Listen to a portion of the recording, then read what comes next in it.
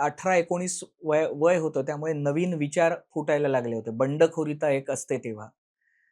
So तेव्हा एक द्वारकानाथ संसगिरी यांनी लिहिलेला लेख होता थरारली बीट, हं, ज्याचा विषय होता वारीतला वेश्या व्यवसाय. हं, तो लेख वाचल्यावर मी म्हटलं हे मला करायचं आहे.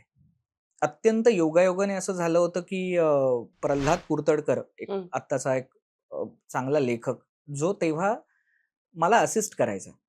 सो तो एम-डी कॉलेजमधनं डायरेक्ट पण करायचा. तो हं, एक रात्री माझ्याकडे आला आणि म्हणाला, की "दादा मला उद्या शेवटचा दिवस आहे.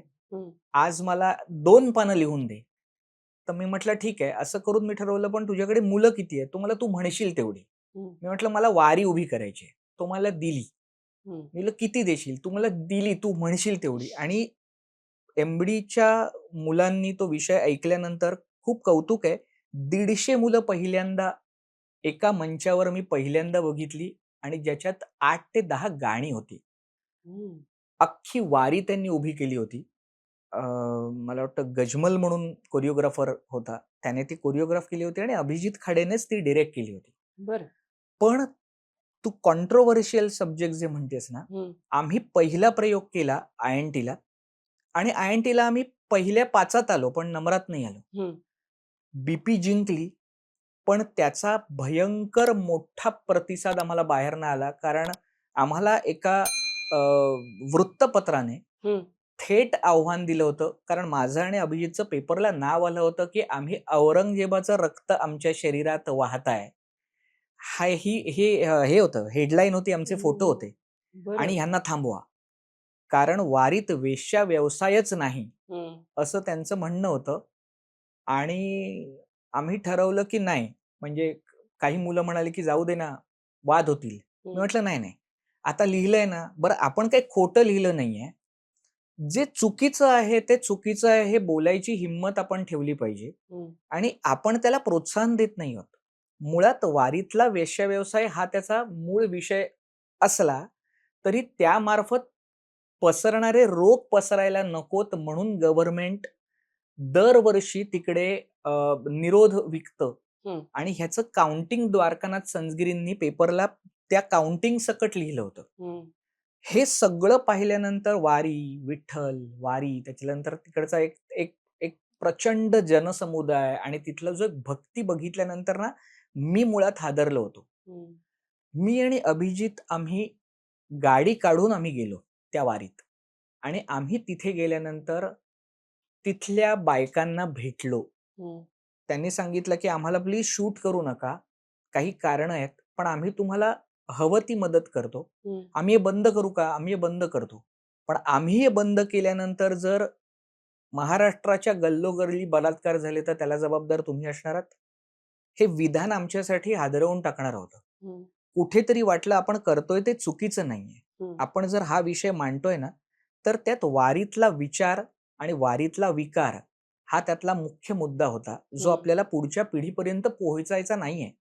आम्हाला काही लोकांनी थेट आव्हान दिलं आणि सांगितलं, की तुम्ही हे सिद्ध करून दाखवाच. हं, आणि मग असं असेल ना, तर मग तुम्ही मक्केच्या यात्रेत सुद्धा, माउंट मरीच्या जत्रेत सुद्धा हे चालतं असं बोलायची हिंमत ठेवा ना. हं, तर आम्ही म्हटलं जे बघितलं नाहीये ते आम्ही बोलू शकत नाही, पण जे पाहिलंय त्याच्यावर नक्की बोट ठेवू शकतो.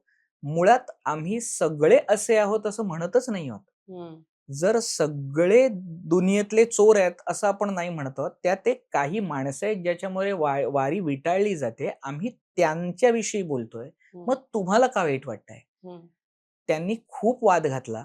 खूप वाद घातला. आम्हाला धमक्या दिल्या. आमच्या घरपर्यंत पत्र आली आणि आम्ही कॉलेजला होतो. मी, अभिजित आम्ही सगळे.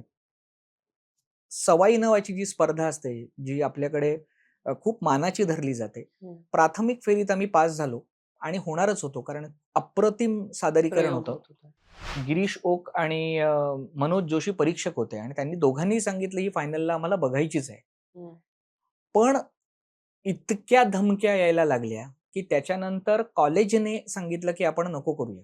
हं, पण परत का एकांकिकांमध्ये एक स्पिरिट आहे किंवा एकांकिकांमध्ये एक ताकद आहे. हं, तर तेव्हा भरत जाधव किंवा अंकुश चौधरी, संतोष काणेकर हे जे एक्स एम-डी हं. होते, यांनी फोन करून सांगितलं होतं, की आम्ही हॉकी स्टिक घेऊन येतो.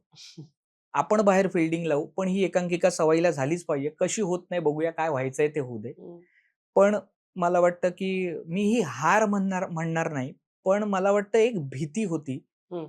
महाविद्यालयाला. त्यामुळे महाविद्यालयाचे प्राचार्य त्यांनी लेखी स्वरूपात लेटर लिहून सवाई चतुरंगवाल्यांना कळवलं, की सॉरी आम्ही नाही करत आहोत. हं. कारण ह्या सगळ्यांमुळे जर कॉलेज फुटलं, तर ते महागात पडेल बरोबर. आणि आम्हाला तिथून बाहेर जावं लागलं. हं, वाईट गोष्ट ह्याची आहे, की त्याच्यानंतर मला मंत्रालयातून पत्र आलं होतं हं, आणि त्यांनी स्पष्ट सांगितलं होतं याचे प्रयोग थांबवा. अर्थात दमदाटी, धमकी हा भाग नाही झाला. हं, पण त्यांनी मला बोलवून समजावलं, की हे नको करायला जाऊ. हं, मला खूप वाईट वाटलं कारण काहीतरी चांगलं लोकांपर्यंत येता थांबतंय. हं, त्याच्यावर लता नार्वेकर नाटकही करणार होत्या. हं, त्यांनी मला म्हटलं, "पण उद्यापासून रिहर्सल सुरू करू. तू काही घाबरू नको, मी आहे."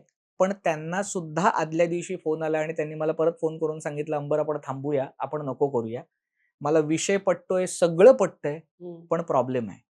आणि मग खूप मोठ्या एका नेत्याने मला बोलवून सांगितलं, की "सगळं बरोबर आहे, पण तुला कल्पना आहे का, की आज तू आणि तुझ्याबरोबरचं अख्खं नाट्यवर्तुळ तुझ्या बाजूने जर उभं राहिलं, हं, तर किती संख्या असेल?" म्हटलं, "लाख, 1.5 लाख?"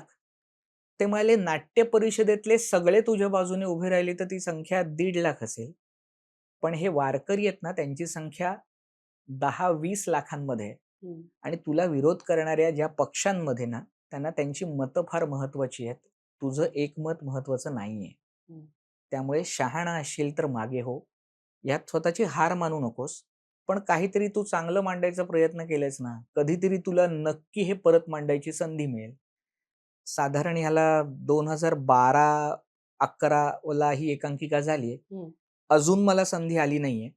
पण आत्ता मी ह्या प्लॅटफॉर्मवर सांगेन, की जर खरंच खरेपणा लोकांसमोर आणण्याकरता कोणात हिंमत असेल, हं, तर मी तयार आहे.